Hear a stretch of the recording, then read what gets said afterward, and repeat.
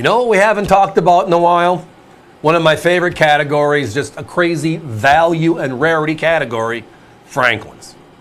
That beautiful Franklin half dollar, that big 90% silver from 48 to 63. So I'm going to smile now and get into this next conversation.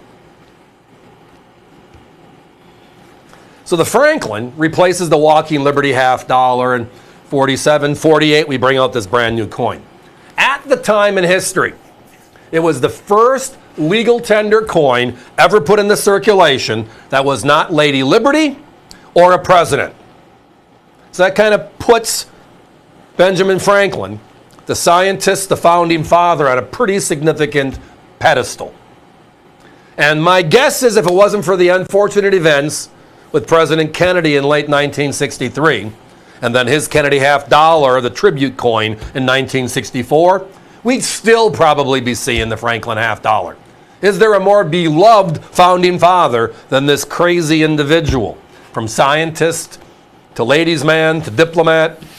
He again, went to a military high school when I was a kid, did a lot of studying on history. Many of you might have just done it or done similar things. And I remember just reading about just this time in history and what some of these gentlemen, these guys, just did.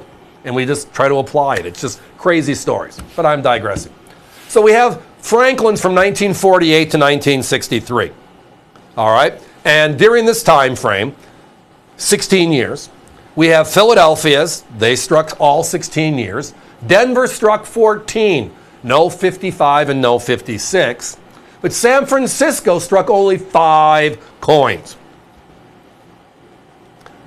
49, 51, 52, 53, and 54. 5 coins. That's it. So there are 35 Franklins and only 5 of them are San Franciscos. Just tough to find because all of them have smaller mintages as well.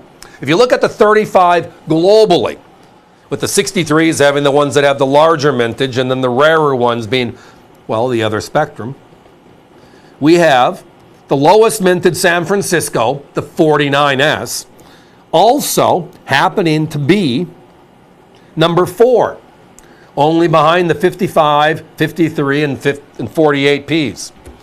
And then the 52 is no slouch. It's number 12. Uniquely enough, the 52 is actually harder to find than the 49. That might be because it's the first San Francisco. And yes, I just referenced that the Franklin was introduced in 1948. That was only P&D. San Francisco's first Franklin was 49, that coin you see there, that gorgeous, gorgeous coin. So finding 90% silver today, vintage silver, uncirculated as the graphic says, silver, from 3/4 of a century ago, basically. And finding these prices, that's just time and effort, and that's what we do here for a living.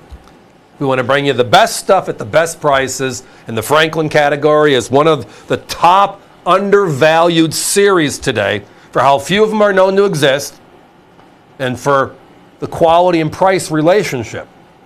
I mean, these again are 75-year-old, 50-cent pieces, 90% silvers that are affordable still. I mean, the 2024 silver Kennedy half dollar, broken out of this year's proof set. Can you buy for either of these two prices? Of course not. They're north of $100 today because there are so few. Well, look at the populations on these. It's tiny.